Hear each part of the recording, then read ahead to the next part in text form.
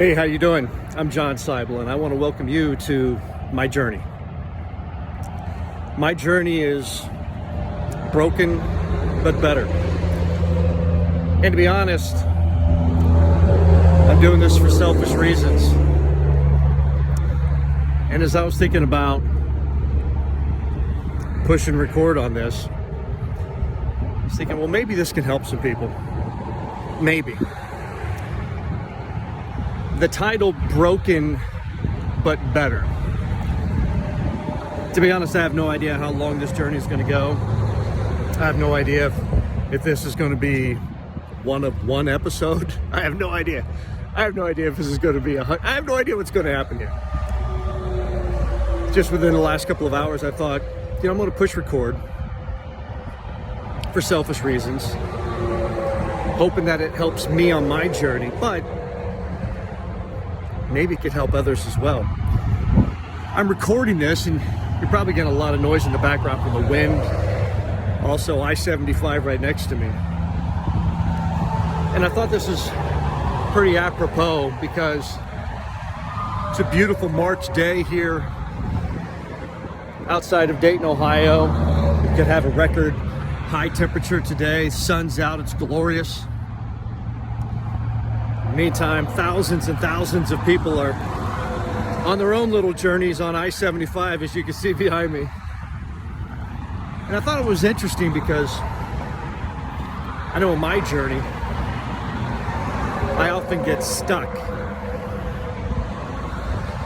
And it's nice to be reminded that as I'm watching I-75 here, life goes on. The path goes on. The sun is out. It's glorious. So, my journey. Now, nobody knows I'm doing this today. My wife doesn't know. Nobody. I haven't talked about anybody with this at all. And as I was working out this morning, I was like, you know what? I think the next step in my journey needs to be this. For my healing, I need to do this. Now, I need to say this right off the jump, that I'm not a professional counselor. I'm not a psychologist. I'm none of those things. I didn't go to college for counseling or to get inside the gray matter in our heads. I don't have any fancy letters behind my name that makes me superior in the ways of psychology or anything like that. No PhDs. All I have with my name is L-I-F-E. I've lived life. And I've had my journey. This journey to this video actually started almost 50 months ago to the day when my mom died. And whenever you lose your first parent, there's always that huge adjustment. And I'm no different. I'm not special. I'm just saying that's when my journey to push and record today actually started. And that journey then led to just over a year and a half later, my dad died. And in that time in between, I was seeing a counselor at the time and just kind of struggling with some things after mom died. It's tough losing mom. And the counselor kept saying, you're going to write a book. Actually, you're going to write 2 books. Like, I'm not writing a book. I don't even know where to start. And the counselor kept telling me that you're going to write books. No, I'm not. I don't have time. I mean, I like to write. I was in journalism for 27 years. I love to write. I love to tell the stories. I love to share. I love to connect with people. I don't know how to write a book. And then the day my dad died, that morning, I started writing a book. And that book was about the journey and the life experiences. And the working title I had in my head was Nothing Left Unsaid. And it was largely because my dad and I had this great communication between us nothing was left unsaid. So often, it's so sad when people lose a loved one and they say, well, I wish I would have said this. I wish I would have said this. Nothing left unsaid was just a reflection of the fact that nothing was left unsaid between my dad and I, which is wonderful. It hurt losing Dad, but it was wonderful knowing that there was nothing that I wish I would have said. I wish I could have said it over and over and over again, but everything I needed to say, I did. And I believe everything Dad needed to say, he did. And so I started writing a book. And so I still have it, just all kinds of notes and lessons and memories of growing up. I have two brothers, Rob and Ron. Rob's 6 years older than I am. Ron's 3 years older than I am. And so I have all these memories that I wrote down. But that journey of losing Mom and Dad has been a difficult one. But, you know, I'm no different than anybody else. Life struggles happen. And I want to say this. I'm kind of all over the place, but that's kind of the point of this. I don't know where it's going. I just know kind of the finish line each day. I'm not going to take up a ton of time whenever I do this. How often I do this, I have no idea. But I kind of just want to share. And I want to share because I'm hoping that this, in a way, is me writing that book, at least verbally, without actually having to spend all the time on the keyboard chicken pecking away and trying to come up with something interesting, an interesting way to share the journey. But I said earlier when we were looking at I-75 that life is moving on. Thousands of people are driving down I-75, getting on with life. And I say that because I've been feeling stuck. And again, I'm nothing special. I'm nothing special. And why do this? I'm not doing this because I fancy myself as some kind of influencer or something. I don't. Listen, if you want to know my backstory, okay, I'll tell you. So I just retired from journalism back in September of 2024 after 27 years. Along the way, I remember my very first job in journalism right out of school after graduating Arizona State University. I was going to St. Joseph, Missouri. Some people would say St. Joseph, Misery, but I was on my way to St. Joseph, and just before I got to town, I had to get gas. And I go in, and they knew I was new to the area. It's pretty obvious. Arizona license plates on the vehicle in Missouri, right? And they said, hey, who are you? You know, you're new to town? Yeah. What do you do? Well, I'm the new weekend sports anchor at KQTV. And they're like, whoa, we've never met a celebrity before. Celebrity?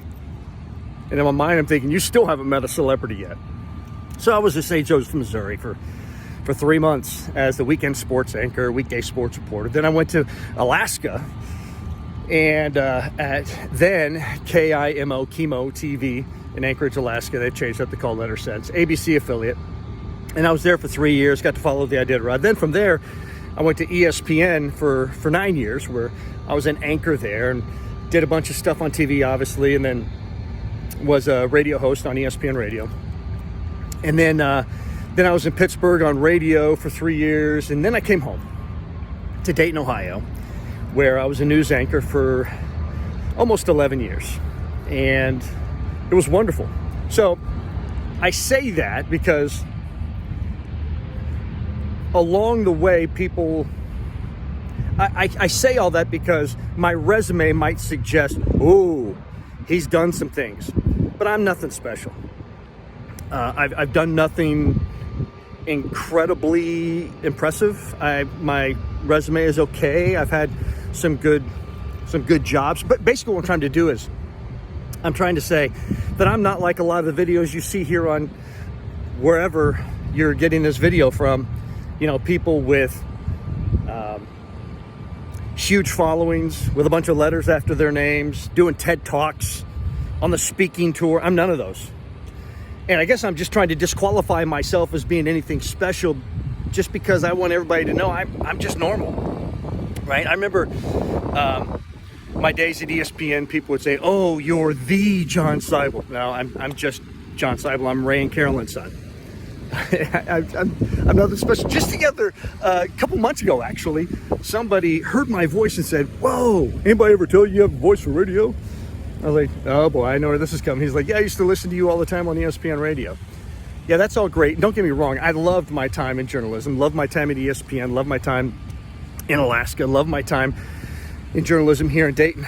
But I want to strip all that away with just this very pointed fact. I want it to be clear that I'm nothing special. I'm just a person, and I'm subject to the journey and struggles just like everybody else. So that's where I am. That's where I am. I don't want anybody to think that you're coming at it from, oh, you're high and mighty and just another TV person. No, whatever. I'm none of that. I'm the son of a construction worker. That's all I've ever been. And so, after disqualifying myself, I'm hoping that maybe my journey and sharing my journey will, first off, again, like I said off the top, this is kind of selfish. I'm hoping that my journey helps me. By sharing my journey, it helps me. Because I need to heal still. 54 years old, got a lot of life to live, and I just want to heal. So I'm sharing, and I'm hoping that maybe through this, it'll help you too. So all that preface, right? Since it's the first episode of maybe just one, or maybe more, I have no idea. I just had to kind of set the stage of who I am, okay? What I've done, okay? The fact I'm nothing special. I'm far from perfect. I'm a husband, I'm a dad, I'm a brother, I'm a son. When you get to heaven, you can ask my parents, I wasn't a perfect son. You can ask my brothers, I'm not a perfect brother. You can ask my wife, I'm not a perfect husband. You can ask my kids, I'm not a perfect dad. I love my family, I'm not perfect. I'm flawed, man. Am I flawed? I'm nothing special. I'm nothing unique. I'm normal. With normal struggles, which is why I'm hoping that there might be some that can get some relief from this, can maybe take something of my journey and apply it to themselves. And so what I've been stuck on is the journey from the moment that my mom passed away in January of 2021, and then my father passed away in September of 2023. I'm so stuck in those last few days, those last few hours, those last moments with my parents. Now, along the way of all this, there may be crying, there may be laughter. I'm a crier. I'm hoping I don't cry when I do this. But lately I've been stuck on those last few moments with my mom and dad. Stuck planning my mom's funeral with her. It was back during COVID. Only one person could be with a patient per day. That's it, one person. And so I was in there with my mom, and we were planning her funeral. That's hard. I remember my dad's last hours. My dad had a stroke and died less than 24 hours later. But I remember when he was in the emergency room, there was a moment, oh boy, where he held his hand up. He held his hand up. I was standing to his right, and he held his hand up because he wanted to hold his hand. And it was a beautiful moment. Excuse me.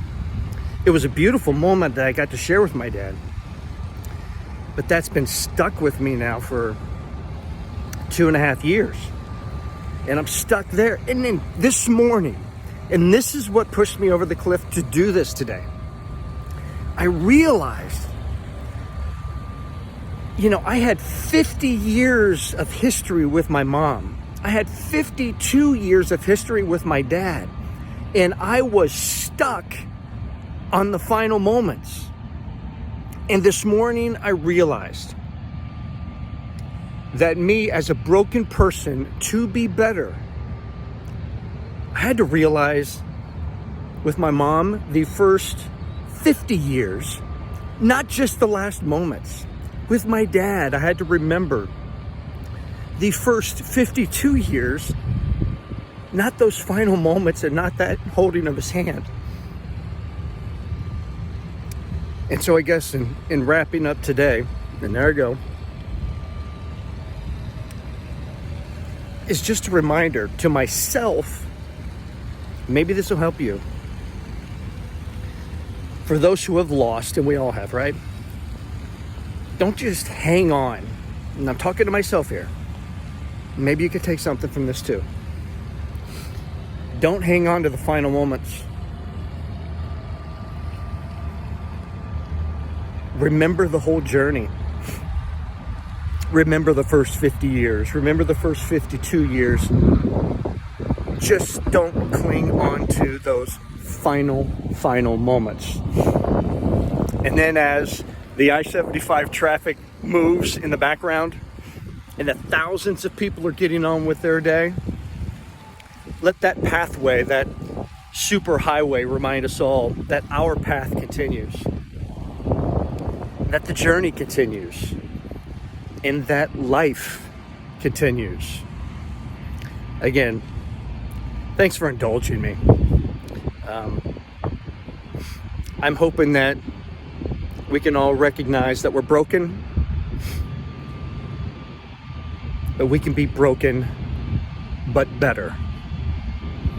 And you know what? After sharing this today, I'm definitely better than I was this morning. Will there be another one? I don't know. Will there be another episode? I don't know. But I can tell you, this felt good. So thank you for allowing me to do this. I'm John Seibel. I'm broken, but better.